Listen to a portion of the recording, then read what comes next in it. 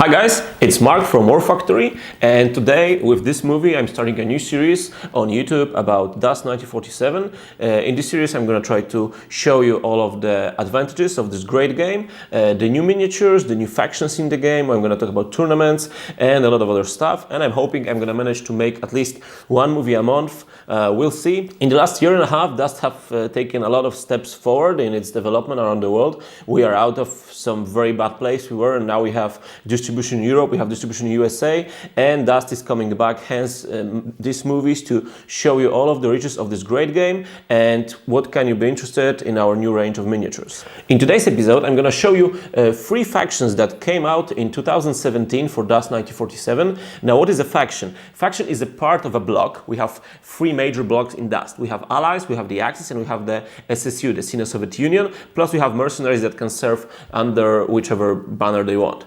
And a faction is a part of this whole block that focuses on a certain unit or on a certain organization. So we have Marines for the Allies, we got Luftwaffe for the Axis, or the Spetsnaz for the SSU. And today I'm going to show you 3 new factions that came out at the end of 2017, and they are going to be developed in 2018 with new units, new platoons and new battle tactics. The first faction we're going to talk today about is the People's Liberation Army, which is a faction for the SSU, because you know SSU, Sino-Soviet Union, we connect the USSR and the Chinese forces, and we have this huge block, and of course inside we needed to have someday the Chinese forces, and now they arrived in the form of this starter set and some other Chinese units. Of course, as you can expect from a Chinese army, this faction gonna probably focus on lightly armored, very weak units that cost very small amount of points, and they are cheap to use, and you're gonna flood the enemy with them. And we can see that in the starter set, because inside we got the Pla Assault Squad, which is a 5-man squad of very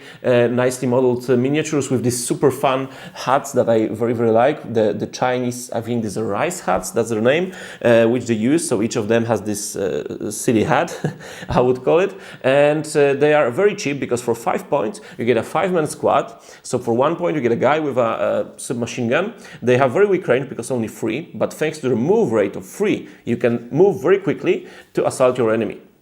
And they are very lightly armored because it's only armor 1, but thanks to the move 3 and their submachine guns, you can really make the enemy hurt. These guys shine best on the offensive thanks to their move 3, so you can move 3 points for 1 action, and then for second make an attack action and roll a lot of dice against either the armor 1 or armor 2 infantry units. Against armor 3 it's not so good, because you have only 3 dice per each of these guys. That gives you 15 total, so if they are in cover and damage resilient, if it's even worse and you're fighting the Axis, it's not very easy, but still they are probably the best thing you can field anti-infantry in this faction for now. The drawback of these guys is that they cannot attack armor 4 units, so if you're fighting another SSU force, which can happen of course in a tournament, because let's say they are the traitors of the revolution and you are fighting to purge them out of the earth, then if they're fielding steel guards you have a problem, because you cannot hurt armor 4 with these 5 small Chinese guys. But frankly, we have the heroes to help them.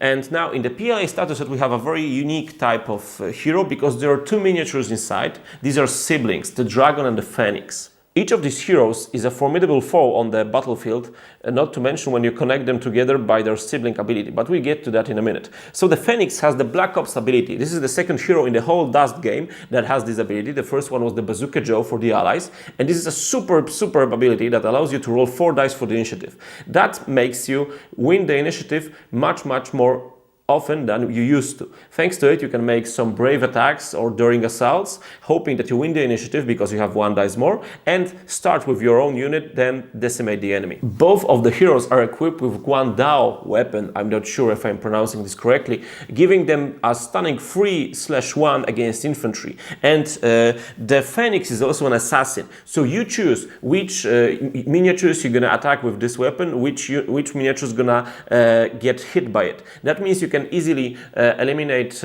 weakened enemy heroes or special weapons specialists or something like this in enemy squad you attack with this weapon, which is quite powerful when you know how to use it properly. Also, Wong Fei Lung, the Dragon, has some special close combat abilities. His first strike ability allows him to attack with his Guandao first, then after the enemy takes his casualties from this weapon, in example you remove some of his close combat units that are quite good, then he rolls his dice when you roll your normal attack dice. So the first strike allows you to eliminate enemy miniatures before he even has the chance to retaliate in close combat. The second ability of the dragon is Infantry Ace. That means if you roll a dice and you have crossers or faction when you activate, you get a third action. 3 actions is always the biggest amount of actions you can have in Dust. That means you can make a march action, then attack, make a move action for free, because that's the move rating all of these infantry units in the starter. Then make a sustain attack, or make a sustain attack and then escape your enemy. That is a very powerful ability,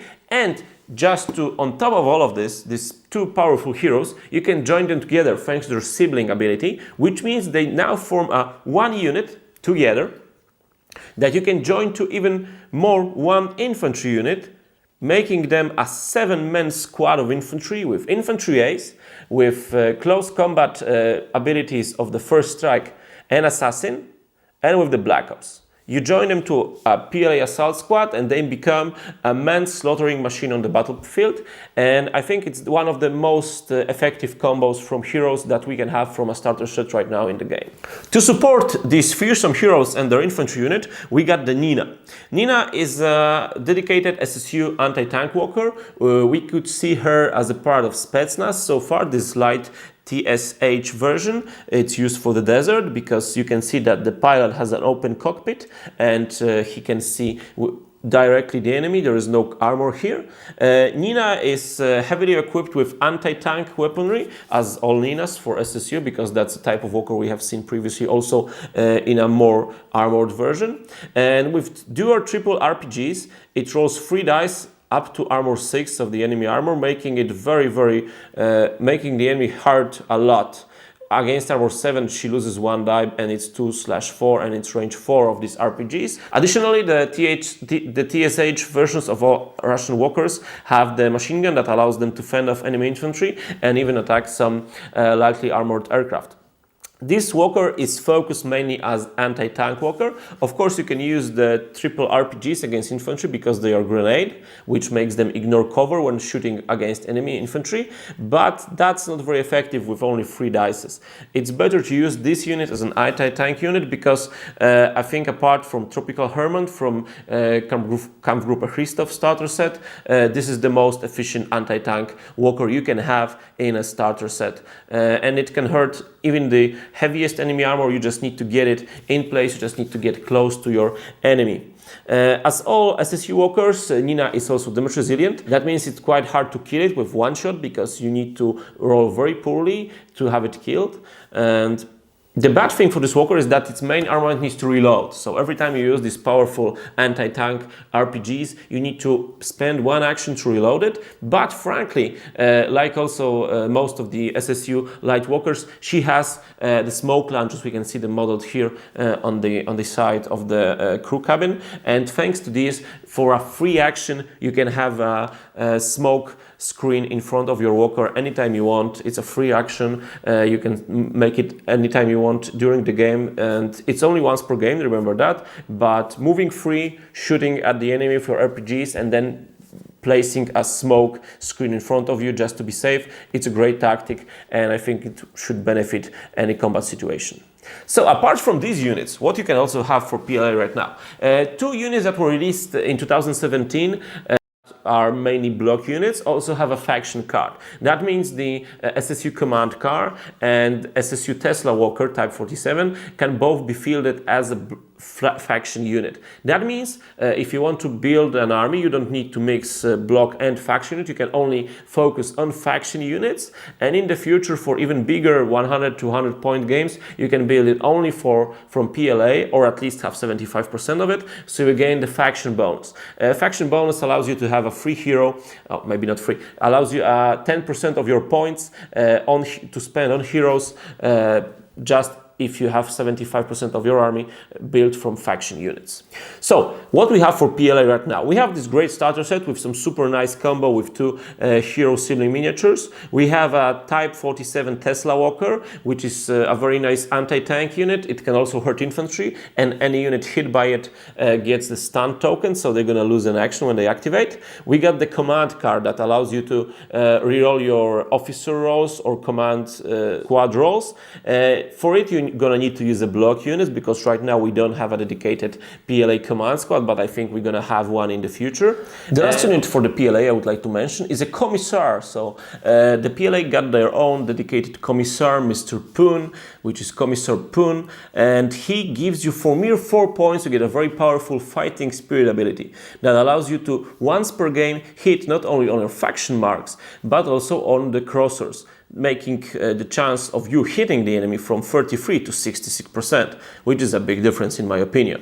With Commissar Poon, all of these units I already mentioned and some reinforcements for the PLA on the horizon, I think they're gonna be a playable army even for tournaments in the coming months. We already know that their Armor 2 Chinese volunteers gonna get a faction card for them. The Chinese volunteers are a SSU unit for the block that you could get with the transport helicopter, and we know that they're gonna come out with a faction card in the coming years. So I'm really waiting for these guys to add to this PLA army I'm planning to field, and I hope this whole thing gets a boost in the coming months and we can have them playing on the big tournaments and the big leagues very soon. So that's it for the new faction for us, the PLA, People's Liberation Army. Now let's jump to the next one.